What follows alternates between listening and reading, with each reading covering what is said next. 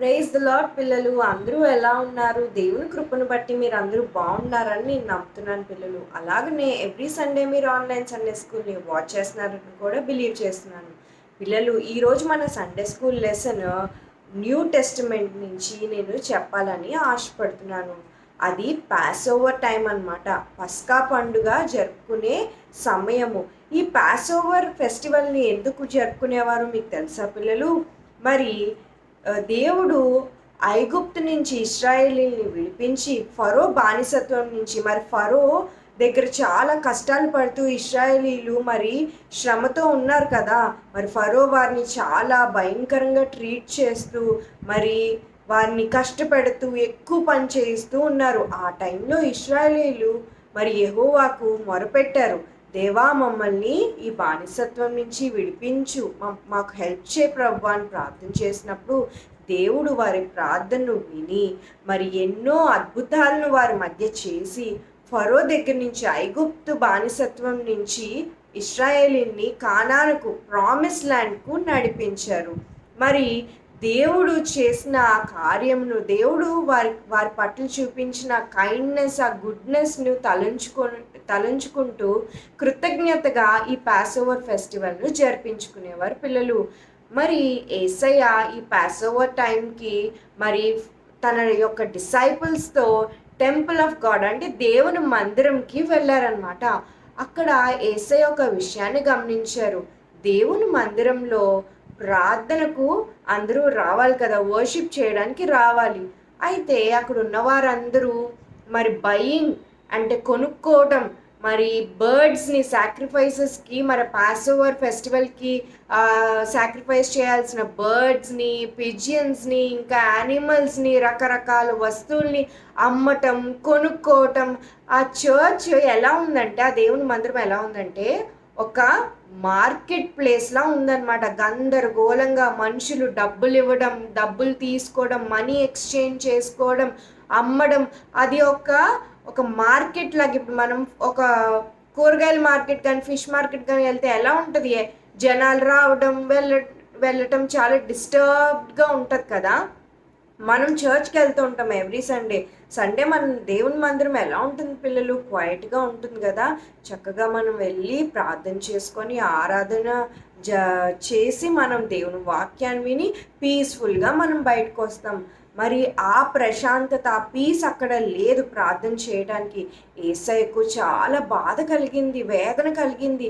దేవుని మందిరం ఎంత పవిత్రంగా ఉండాలి, కానీ వీరు ఇలా చేస్తున్నారేంటి అని చాలా కోపం వచ్చింది యేసయ్యకి. మరి అక్కడ ఉన్న రిలీజియస్ లీడర్స్ అంటే మత పెద్దలు, మన చర్చ్లో మనకి లీడర్స్ ఉంటారు కదా పిల్లలు, లీడర్స్ ఉంటారు, కమిటీ ఉంటుంది, చర్చ్కి పాస్టర్ ఉంటారు. మరి వీరందరూ చర్చ్ని చక్కగా మరి మంచి డెసిషన్స్ తీసుకుంటూ లీడ్ చేస్తూ ఉంటారు కదా. మరి ఈ దేవుని మందిరంలో ఉన్న ఈ రిలీజియస్ లీడర్స్ ఏం చేస్తున్నారంటే ఈ యొక్క మందిరంలో ఆ బిజినెస్ అవంతా అవ్వడానికి వాళ్ళు ఎంకరేజ్ చేస్తున్నారు. ఈ రిలీజియస్ లీడర్స్ జనాలకు హెల్ప్ చేయాలి, దేవుని వాక్యం వినటానికి, ప్రార్థన చేసుకోవడానికి, మరి మంచిగా వారిని నడిపించడానికి వారు హెల్ప్ చేయాలి. కానీ వాళ్ళు ఈ బిజినెస్ని జరగడానికి ఆ టెంపుల్ ప్రిమిసెస్లో ఎంకరేజ్ చేయడం ఇంకా బాధ అనిపించింది అనమాట. అయితే యేసయ్య ఆ రోజు జెరూసలేం నుంచి మరి శిష్యులతో మరి బెతనీకి వెళ్ళారు. యేసయ్య నైట్ అంతా చాలా ఆలోచించారు పిల్లలు. తన హృదయంలో చాలా కలవరం అనిపించింది అనమాట. నా దేవుని మందిరము ఎలా చేశారు వీళ్ళు, హౌస్ ఆఫ్ ప్రేయర్ని ఒక డెన్ ఆఫ్ థీవ్స్ లాగా మరి ఇలా వాళ్ళు చర్చ్ని కన్వర్ట్ చేశారు అని చెప్పి బాధపడి నెక్స్ట్ మార్నింగే యేసయ్య తన శిష్యుల్ని తీసుకొని టెంపుల్కి వెళ్ళారంట పిల్లలు. అయితే టెంపుల్కి వెళ్ళి యేసయ్య ఏం చేస్తారో తెలుసా? అక్కడున్న మరి ఆ కేజెస్లో ఉన్న బర్డ్స్ని ఆ డోర్ని ఓపెన్ చేశారంట. బర్డ్స్ అన్నీ ఎగిరిపోయాయంట. అక్కడ ఉన్న యానిమల్స్ అన్నిటిని విడిపించారంట. ఆ యానిమల్స్ ఏమో ఇటు అటు తిరిగేస్తున్నాయంట. ఎవరైతే చిల్లర మార్చుకుంటూ మనీస్ తీసుకుంటున్నారో ఆ టేబుల్స్ అన్నీ త్రోస్ వేసి మరి ఆ మందిరంకి వెళ్ళే ఎంట్రీని బ్లాక్ చేసేసే అక్కడున్న పనులన్నిటినీ స్టాప్ చేయమన్నారంట పిల్లలు. అక్కడున్న వారందరూ ఒక్కసారిగా స్టన్ అయిపోయారంట. ఒక్కసారిగా వాళ్ళు స్టన్ అయిపోయి చూస్తున్నారంట. ఏంటి ఈయన ఏం చేస్తున్నారు? ఇవన్నీ ఆపమని చెప్తున్నారేంటి? ఇవన్నీ తోసేస్తున్నారేంటి? అని చెప్పి యేసయ్య అక్కడ జరుగుతున్న ఆహ్, ఆ యొక్క బిజినెస్‌ని ఆ యొక్క చెడ్డ పనుల్ని అన్నిటిని స్టాప్ చేసి యేసయ్య ఏం చెప్పారంటే, ఇది దేవుని మందిరము. ఇది పవిత్రంగా ఉంచాల్సిన రెస్పాన్సిబిలిటీ మనందరికీ ఉంది. అంతేగాని ఇది మార్కెట్ ప్లేస్ కాదు.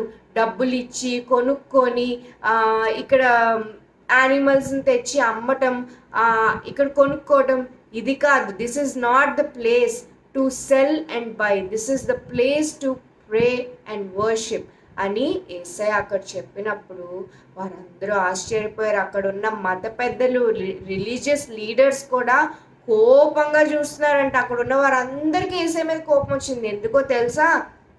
మరి యేసయ్య అలా చెప్పడం వల్ల వాళ్ళ బిజినెస్ ఆగిపోయింది కదా! మరి మనీ రావటం అంతా తగ్గిపోతది కదా!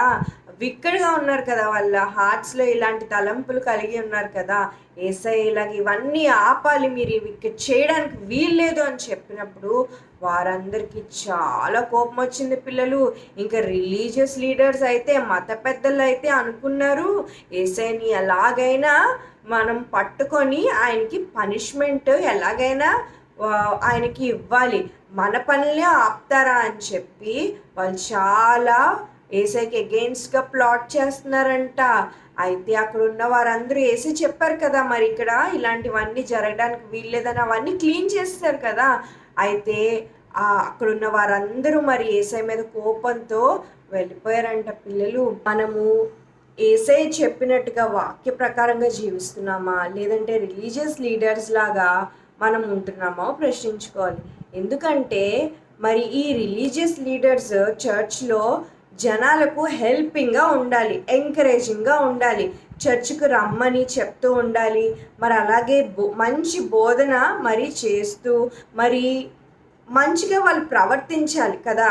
మరి వారు ఏం చేస్తున్నారు? అక్కడ తప్పుడు కార్యాలు జరగడానికి ఎంకరేజ్ చేస్తున్నారు. బిజినెస్ జరగడానికి, డబ్బులు మార్చుకోవడానికి, ఒక కమర్షియల్‌గా ఆలోచిస్తున్నారు.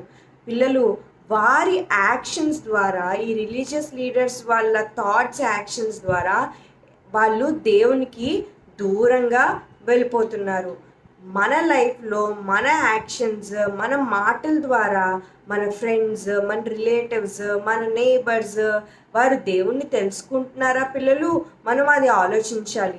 దేవుని వాక్యంలో మనల్ని మనం తగ్గించుకొని మనము ఎవరికీ అబద్ధాలు చెప్పకుండా మరి పెద్దల యందు మనం ఒబీడియంట్‌గా ఉంటూ, మరి కనికరం చూపిస్తూ, అందరినీ ప్రేమిస్తూ ఉండమని యేసయ్య చెప్పారు కదా!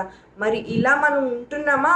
మనము యేసయ్య చెప్పినట్టుగా వాక్య ప్రకారంగా మనం చేస్తున్నప్పుడు మన ఫ్రెండ్స్ మన బిహేవియర్‌ని చూసి మనలో ఉన్న ఆ దేవుని ప్రేమ వారు తెలుసుకుంటారు పిల్లలు. మనల్ని చూసి యేసయ్యను తెలుసుకునే వారిలాగా మనం బిహేవ్ చేయాలే కానీ, ఈ రిలీజియస్ లీడర్స్ లాగా డిస్కరేజింగ్‌గా మనము బిహేవ్ చేయకూడదు.